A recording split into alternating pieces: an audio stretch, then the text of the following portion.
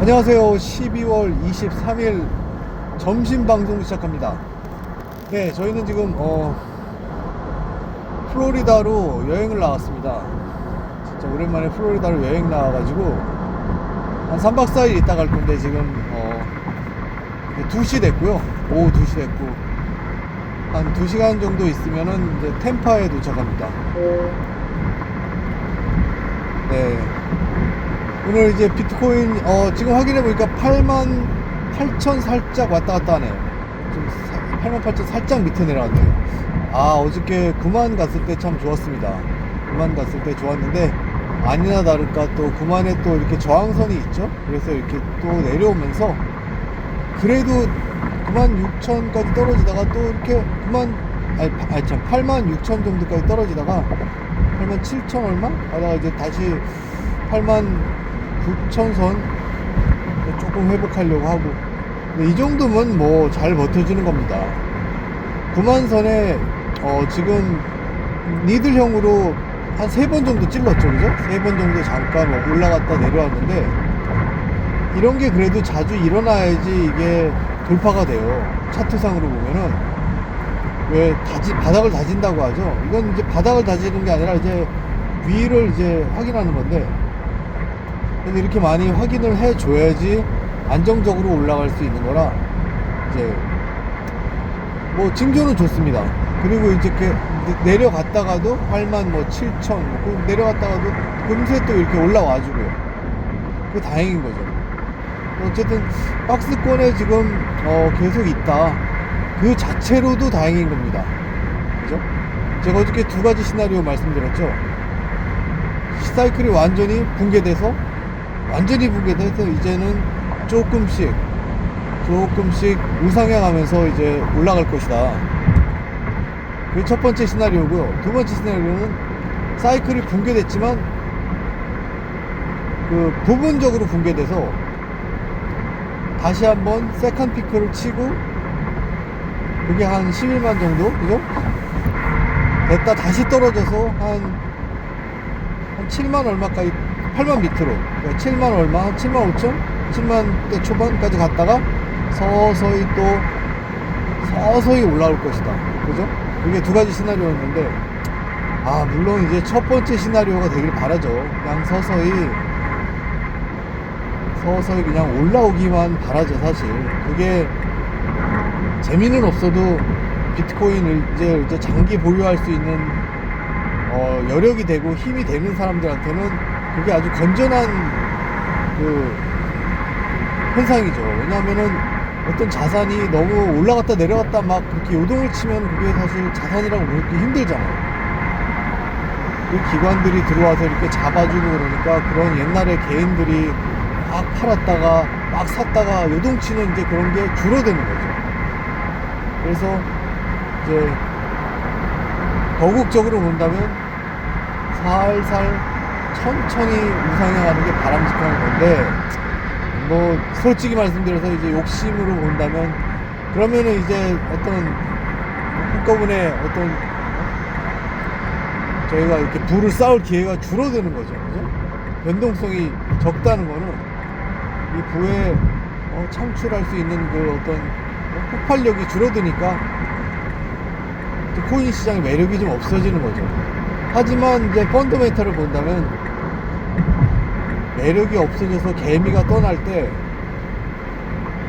그 잠재력이 계속 시간을 이제 계속 지나면서 이게 올라가서 나중에는 정말 한 사이클 2번 지날 때 한 8년 정도 후에는 엄청난다는 거죠. 그래서 지금 펀더멘탈 강조하는 사람들 중에 다 보면 2030년 때만 돼도, 그죠? 이게 엄청날 거다. 왜냐하면 개미가 견디지 못하니까. 여태까지 개미가 견디게 한 힘은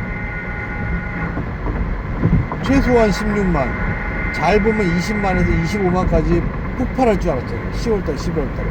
그 힘으로 개미가 견뎠는데, 그게 없으니까 이제, 저부터 벌써 하락장에 다 팔았는데, 물론 지금 다시 들어가긴 했지만, 그렇게 해서 개미 다 떨구고, 그죠?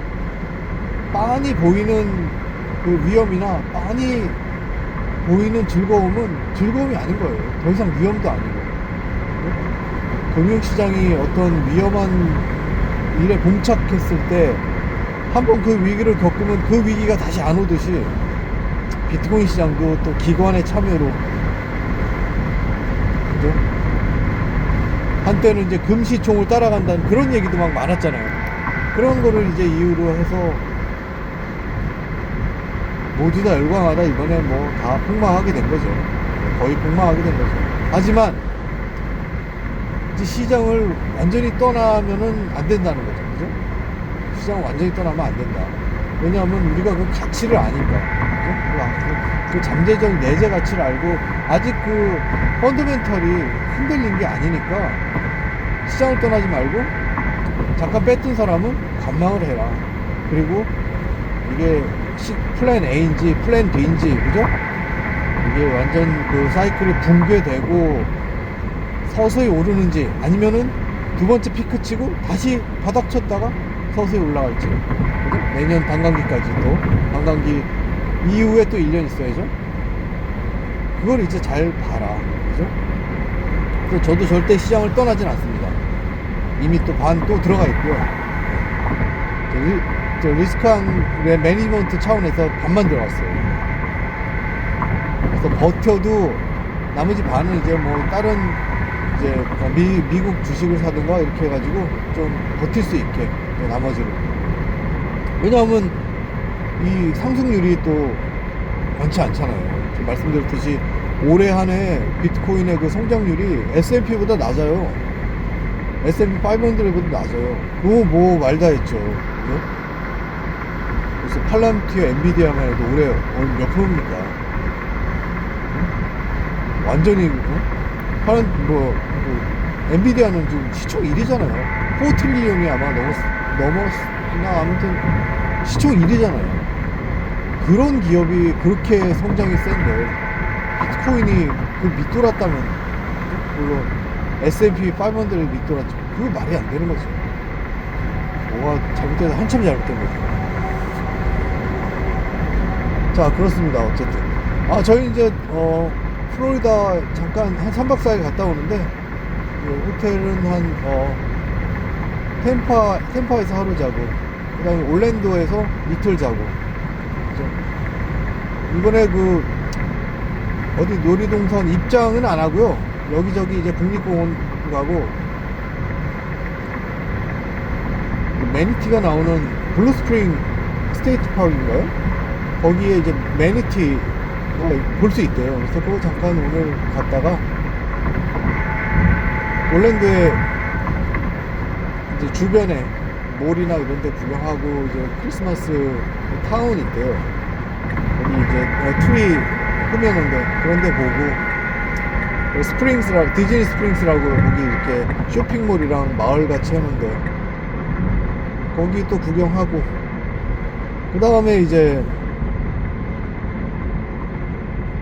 템파로 와서 또 거기 비치에 하루 있고 그러고 오려고요. 입장료가 그렇게 올랐다네요. 디즈니 테마파크나 유니버설 스튜디오 그런 입장료가 지금이 최고 비쌉니다.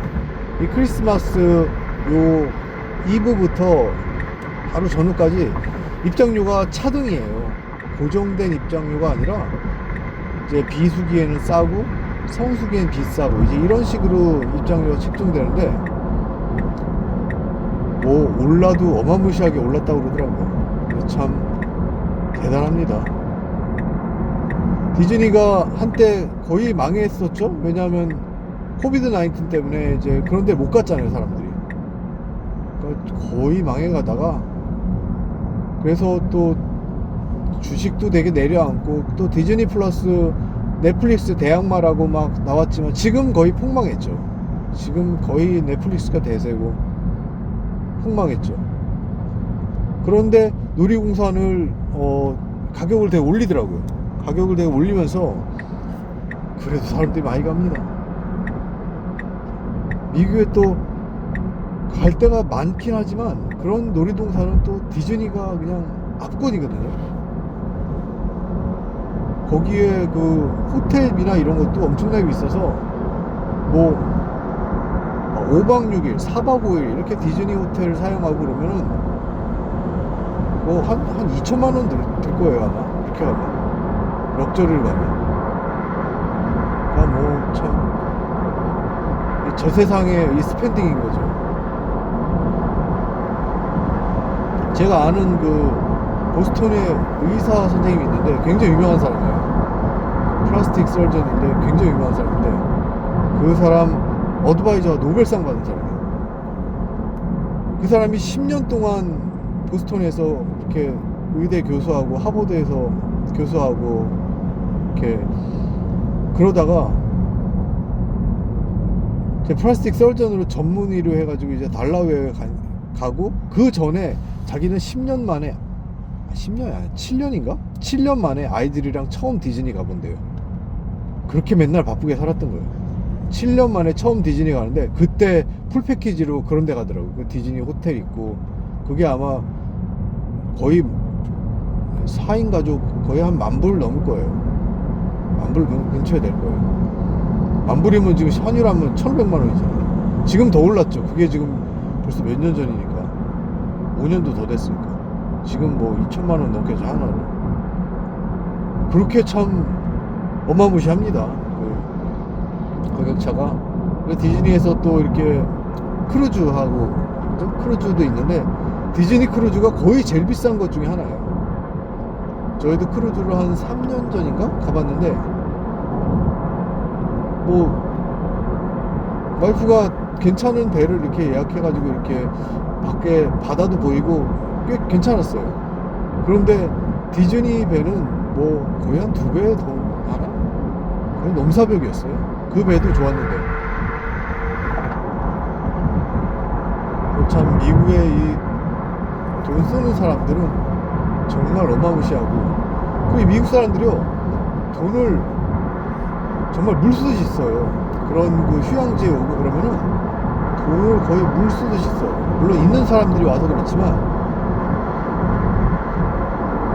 참 이해가 좀 안 가죠. 한국 사람들은 여행 가서 뭘 사는 걸 좋아하잖아요. 어디가 뭐 명품 가방을 산다든가.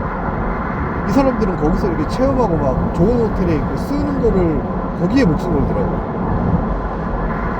우리나라는 가면은 이제 그렇게 막 쓰는 건 덜 쓰면서 쇼핑하고 이제 이런 거를 즐겨하는 반면에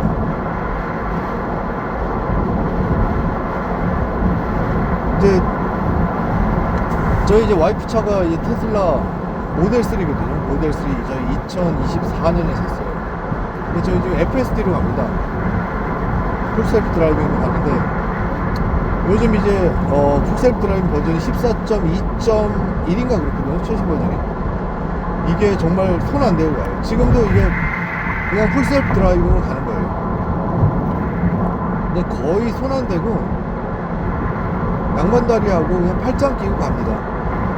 얘가 이제 저희는 이게 이제 살 때 한꺼번에 살려면은 차랑 같이 한꺼번에 살려면 8,000불을 바로 내야 되고 안 그러면은 이제 한 달에 99불씩 내거든요. 구독하는 거예요. 한 달에 99불씩 내고 또 이렇게 인터넷 되는 거 그거 한 달에 10불씩 내고.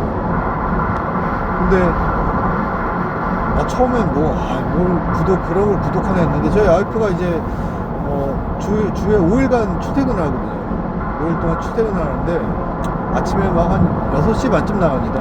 회사가 되게 일찍 해가지고 출퇴근 거리는 한 30분 되는데 아침에 운전해오고 그 출퇴근하는 거를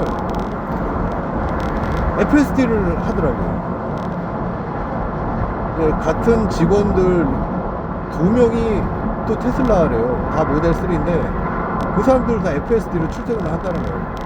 그래서 처음에는 그걸 그냥 30분 운전하면 되지. 근데 아니 FSD로 아침에 그냥 부담 없이 출퇴근할 수 있다면은 그거 한 달에 99불 낼 가치가 있죠.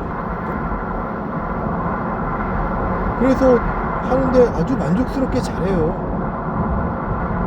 물론 어쩌다 뻘짓할 때도 있대요. 근데 이렇게 먼 거리를 갈 경우 저희가 오늘 차 한 5시간 6시간 타거든요. 그리고 마일도 한 300마일 넘게, 300마일 넘게면은 거의 500km예요. 원웨이가 넘게 가는데 이거 얘가 다 해줘요. 거의 제가 볼 때 99%는 그냥 테슬라가 FSD가 다 해주고 저희는 뭐 팔짱 끼고 가는 거예요. 그러니까 어디 갈 때, 장거리 갈 때 되게 부담이 없어요. 예전엔 뭐 저희 동네 이제 남부 시골인데 이제 아틀란타, 그죠?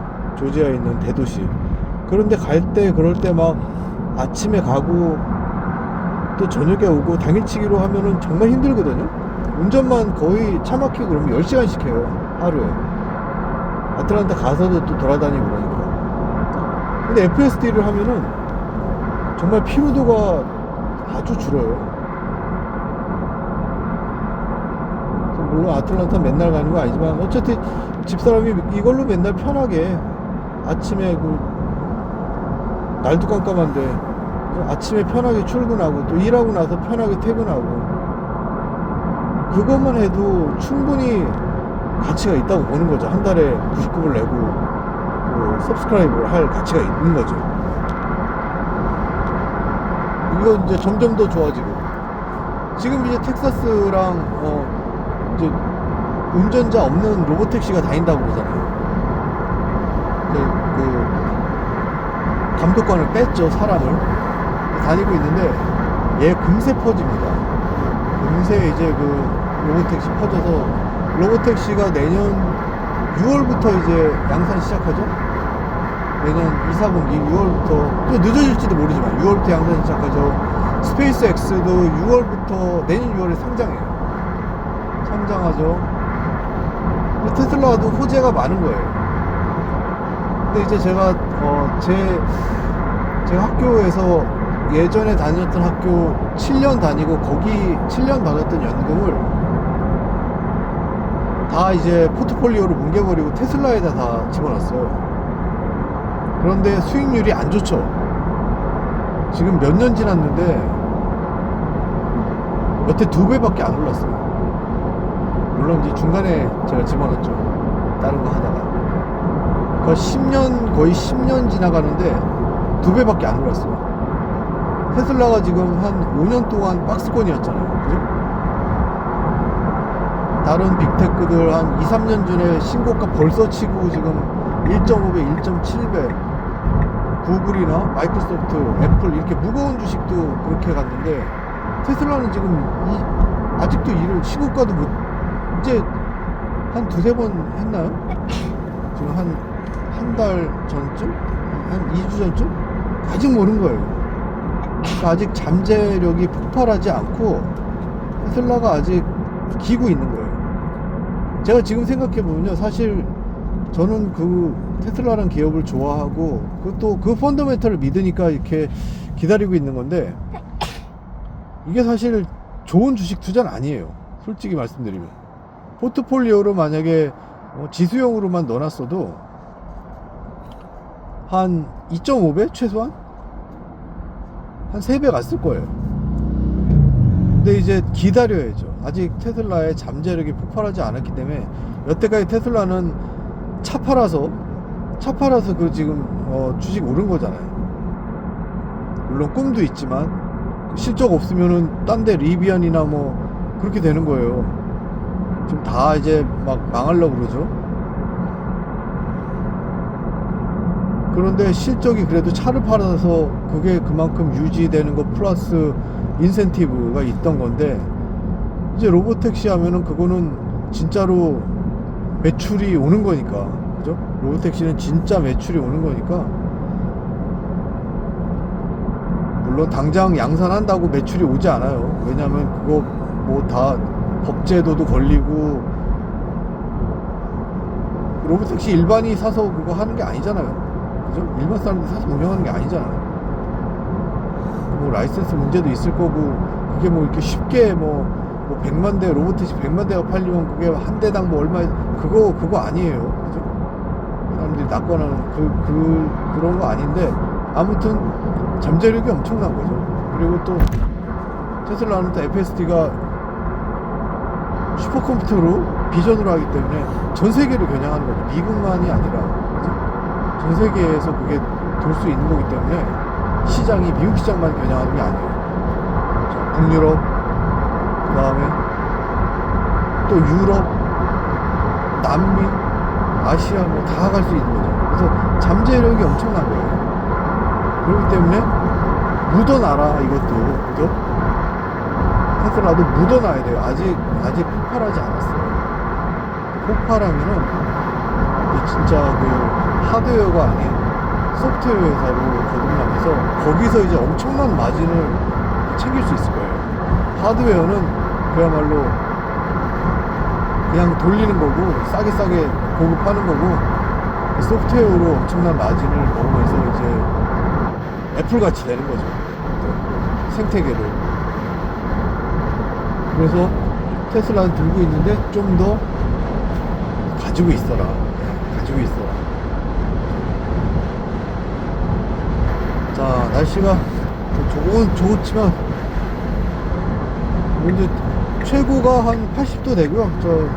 템파 정도 가면 올랜도랑 최저가 한 58도 60도 되더라고요. 기온차가 한 20 페르나잇 나는데 가서 또 잘 놀고 오겠습니다.